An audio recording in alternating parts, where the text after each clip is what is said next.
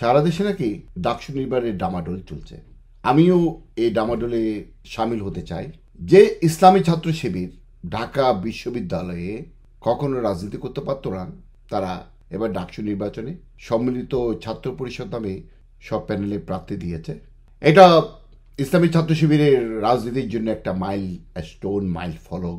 এই ইসলামী ছাত্র শিবিরের যে প্যানেলটা, সে প্যানেলে একজন কার্যনির্বাহী সদস্য পদপ্রার্থী হচ্ছে জয়নুদ্দিন সরকার। এই জয়নুদ্দিন সরকার আমাদের 7 বীরশ্রেষ্ঠ মধ্যে অন্যতম। ফ্লাইট লেফটেন্যান্ট বীরশ্রেষ্ঠ মতিউর রহমানকে গাদ্দার আখ্যা দিয়ে ফেসবুকে স্ট্যাটাস দিয়েছে। ফ্লাইট লেফটেন্যান্ট মতিউর রহমান পাকিস্তান থেকে বাংলাদেশের স্বাধীনতা যুদ্ধে অংশ নেওয়ার জন্য যে বিমানটাকে হাইজ্যাক করে আমাদের দেশের উদ্দেশ্যে রওনা দিয়েছিলেন, যুদ্ধক্ষেত্রের দিকে রওনা দিয়েছিলেন, কিন্তু দুর্ভাগ্যক্রমে তিনি পাকিস্তান ভারতের সীমান্তের কাছাকাছি অঞ্চলে তার বিমানটি বিধ্বস্ত হয় এবং তিনি শহীদ হন।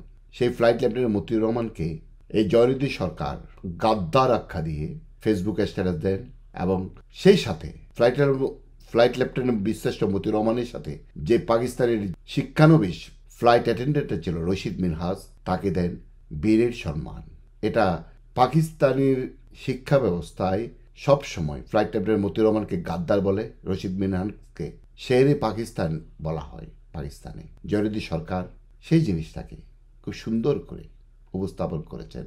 তাহলে কি বোঝা যায় না যে বাংলাদেশ ইসলামের ছাত্র শিবির যতই ওরা এখন মুখে বলুক আমরা স্বাধীনতাকে ওন করি, কিন্তু তাদের একজন সদস্য যখন আমাদের বিশ্বাসটাকে গাদ্দার বলেন, তাহলে বাংলাদেশ ইসলামী ছাত্র শিবির বাংলাদেশের স্বাধীনতাকে কি চোখে দেখে সেটা কি বোঝা যায় না? কি বলেন দর্শক?